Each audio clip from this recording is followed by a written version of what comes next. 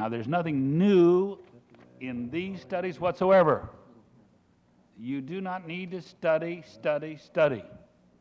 They've been studying county government since 1851, and there's time for change, and the time is now. 1913, since the county charter was adopted by the people, actually was submitted to the people in 1912. It was ratified to be effective for 1913. There is a basic need for overhaul in 1972, and it's not too much to ask that the people of this county should be entitled to more supervisors than in Alpine County, where they only have 5 supervisors for 1,000 people, or Modoc County, 5 supervisors for 1,200 people. Certainly the people of this county are entitled to have at least 1 for 1,000,000 people.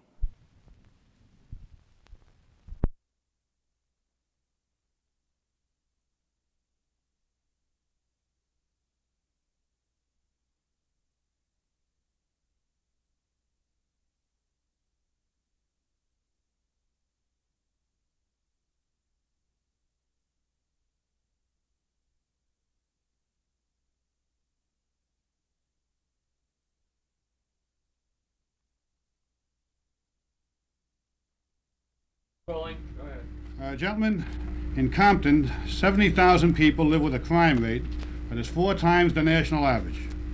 Municipal inaction in the face of this monstrous crime wave is a scandal. The federal government has poured $7 million in law enforcement assistance funds into Compton last year. But an on-the-spot investigation of the Compton Police Department indicates that the funds are either being wasted or misdirected.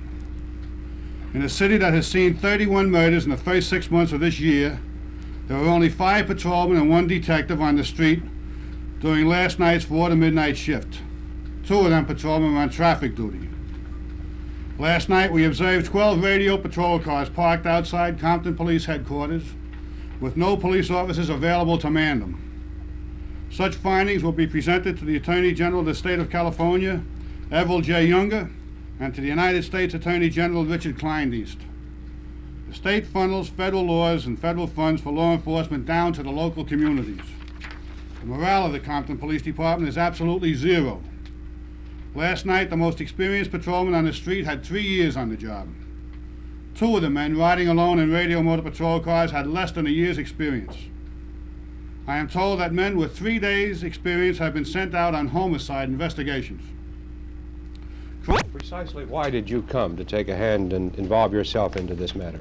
Well, as the newly elected president of the International Conference of Police Associations, of which the men of Compton belong, when they acquainted us with their problem here and the fact that the city officials were reluctant to step in and try and do anything to rectify this condition, we felt that the best way that we could possibly give them any kind of assistance at all would be to come out here and bring to light this monstrous situation that is absolutely a cancer on society. That's a rather broad charge, that they're reluctant, inactive, and you say completely negligent in this. Well, I think when you say a broad charge, we can only go on past experience.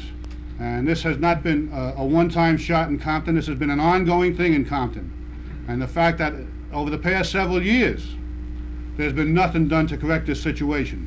Whether it's an attempt to sweep it underneath the carpet, or whether it's an attempt just to ignore it entirely, is not in our purview to determine. But someplace along the line, the people with the authority to do something about it in Compton and in the state of California aren't doing anything, and we can't afford to have this kind of a situation exist. You mentioned the Attorney General. What specifically can Mr. Younger do?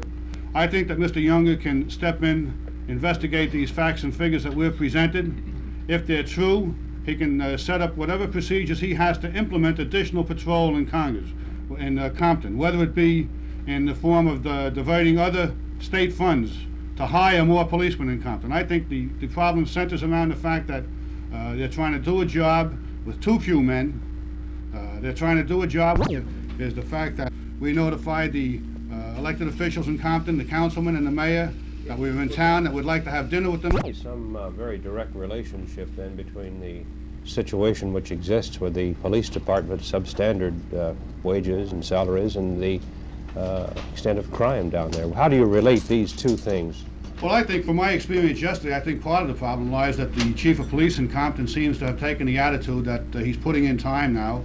He doesn't want to make any waves.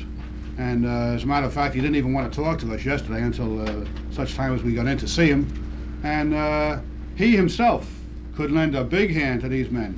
And I don't place the economic responsibility on him because I know it's not factual to do that. But he himself, talking to the people and the elected officials in Compton, could surely come to their assistance. Number one, to get more manpower. Number two, to get a better distribution of patrol. And to try and resolve this even on that level without going into the economics. And I know the economic structure throughout the country today is tough. It's as tough for these people as it is for anybody else. But how do you tell a kid who works in Compton that he's only worth $9,000 when a kid across the street is getting $12,000?